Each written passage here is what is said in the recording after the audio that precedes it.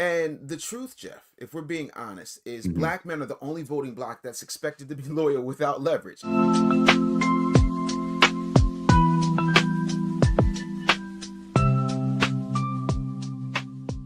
Everybody doesn't agree with what I say, how I say it.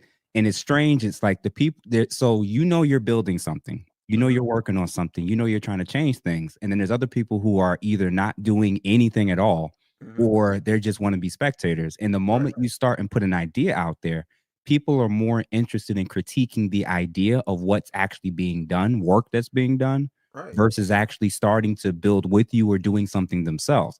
I'm like, Yeah. there's been, even since I started the channel, there's been people who I know and I'm cool with, who I know is watching, who Mm-hmm. I know is keeping tabs, Yeah. and then don't say anything, don't like anything, but then it's giving me feedback about how to approach the next episode. I'm like, what? And I feel like that's what, especially in the black community, I feel like that's often what's happening is extremely small percentage of people are trying to do what you're doing, trying to Mm-hmm. build something, collab together, network together, and build up our ability to make major changes economically, politically.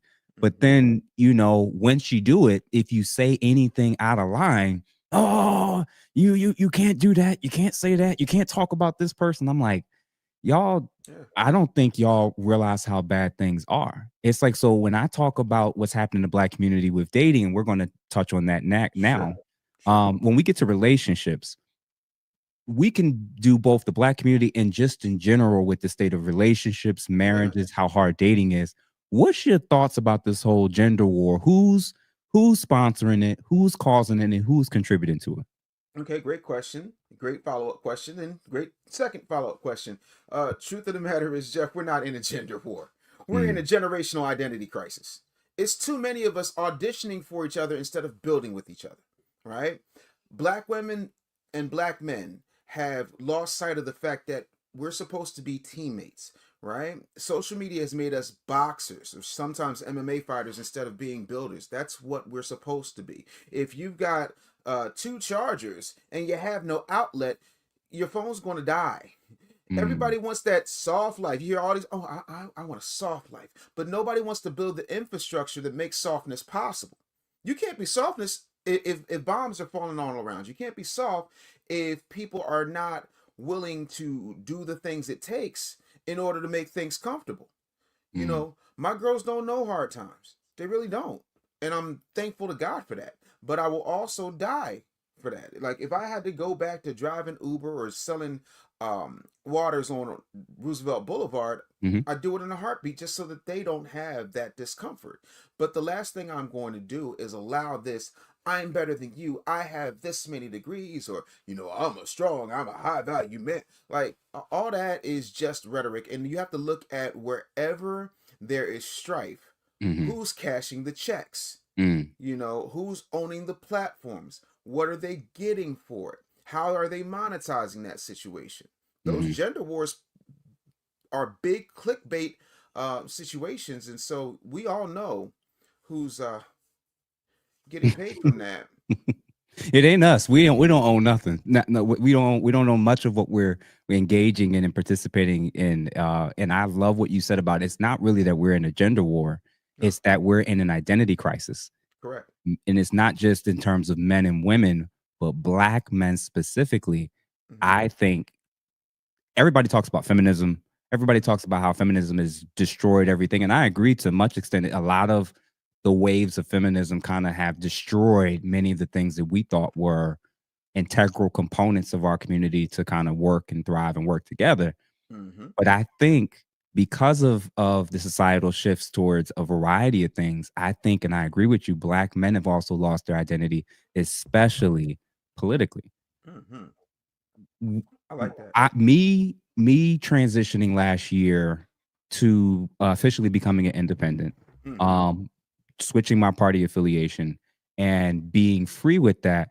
I'm wondering from your lens, what is black men's like identity supposed to be politically, and Mm-hmm. what are some of the issues that's preventing that from happening? Well, Jeff, to answer your question, I spent all of my childhood, my teenage years, and most of my adult life in Mhm, broadcasting and in radio specifically. And what I found, no matter where I went in the country, 34 cities and 19 states I lived in, the truth of the matter is everybody's favorite radio station is WIIFM.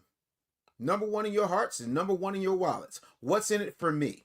WIIFM. And the truth, Jeff, if we're being honest, is black men are the only voting bloc that's expected to be loyal without leverage. Every other group plays chess. We're told to do this. Ark, ark, ark, ark, ark. And I mean, let's keep it a buck, man. You tell the truth. The system, Jeff, it does not fear the black vote. It fears the black male vote. That's why they continue to hammer down on us. Do you think it was not by design that Barack Hussein Obama came down off of his high horse and decided to go to Chicago and said, I want to talk to the brothers.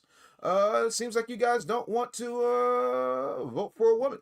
I don't know if it's misogyny or if you know what's going on, but my issue with that statement, Jeff, Yeah. is he literally accused us of hating women, specifically black women. And I'm not even gonna get to the fact that that woman ain't black, but what I will say is you accuse us of hating women, and that's why we didn't vote for them. So by that logic, historically speaking, because I deal in numbers and balls and strikes, historically speaking, does that mean we were misogynist when we voted for a junior senator from Illinois as opposed to then Senator Hillary Clinton, who then became Secretary Clinton because you did a backdoor deal with her in order for her to drop out? Apparently we were sexist back then and we didn't even realize it. And does that make you a misogynist? Because y'all were going back and forth and it got nasty at points. We like to gloss over that because that's not convenient. So when is it misogyny? Right? And if that's not misogyny, and that is specifically against a black woman, then you also have to explain to me why Barack Obama, along with the National Association for the Advancements of the Colored People, the colored people, have decided to vote and throw their support behind a white woman in Virginia over a indistinguishably, unquestionably blackety black woman. Oh, that's right, because she's not a donkey, she's an elephant. Got it. No, never mind. No, it's okay. Carry on. Keep going. This is your show. Listen, man. First of all, we not gonna skip over the fact that they tried to get us to vote for an Indian woman that they told us was cosplaying as black. We can actually sit right there for a second. So let me get this straight with what you just said. Sure. When Barack Obama ran against Hillary, nobody was screaming misogyny when people from all walks of life ran to support him, especially the first time he ran. Yeah. Well, right? I can't say nobody because I don't know everybody and there's no absolutes in the universe. But I, being a keen person who was in the media at the time, who actually did speak with Senator Obama at the time, I didn't hear anybody. Nobody in his camp, nobody I talked to from his media team, nobody was saying anything about misogyny whatsoever. So here's what I don't like. That's what I'm going back to the sign language. There's gonna be a sign language theme that runs through the show as if Kevin Samuels is having a seance because it's close to Halloween. Bro, all they do is try to guilt trip us, shame us, insult us, and tell us that they're right and we're wrong. Yeah. Yeah. And my whole thing is, and please, you are accredited. I am not a therapist. I can't psychoanalyze anybody, but please help me professionally right now. Isn't it true that we live in a representative government, meaning that because the electorate is made up of approximately 340 to 400 million people, depending on some estimates, and you factor in some illegals and some people that they still haven't found yet, wouldn't it be absolute chaos if everybody was talking about what they wanted? Isn't that why we have people in Congress and Senate and in the White House and the governor's mansion, in the halls of the city, in the city council? Don't we have people to represent for us? Yeah. And isn't their job, whether they are on a state, local, or federal level, to do the will of the electorate? Okay, so far I've got this right. Yeah. So if they are to do the will of the electorate because they're representing the electorate, shouldn't the electorate ask for something from their representatives in a representative government, or am I nuts? Not black men. I think the problem is they think that we're nuts if black men start wanting to voice. Wait, whoa! Are we going to keep voting for politicians and for a party that not only never delivers for our community as a whole, but even unique, specific things that are affecting men in the Right. family court, in the justice system? When we say, hey, there's some things that we want to be 50-50. We don't want people taking advantage of certain things. In fact, we will go so far as, what do we do with people who do false allegations against men? Oh, Nothing. Silence. Nothing. And I'm realizing, like, so wait a minute. So what you're telling us, and it's especially from a black men's, and I think even a lot of men, period, was feeling this most recent election. Certainly. You don't care about us politically, so you're definitely not going to get our vote, whether we don't vote at all, vote Republican, vote third party. We know the one party, like you said, with Barack, with some of the statements he was making, statements Michelle was making about go against your household, and if your man's going to vote one way, make sure you still vote for Kamala. And this what I'm realizing is what they're basically telling us is that the only thing that truly matters is your vote, and then we will see you 4 years from now.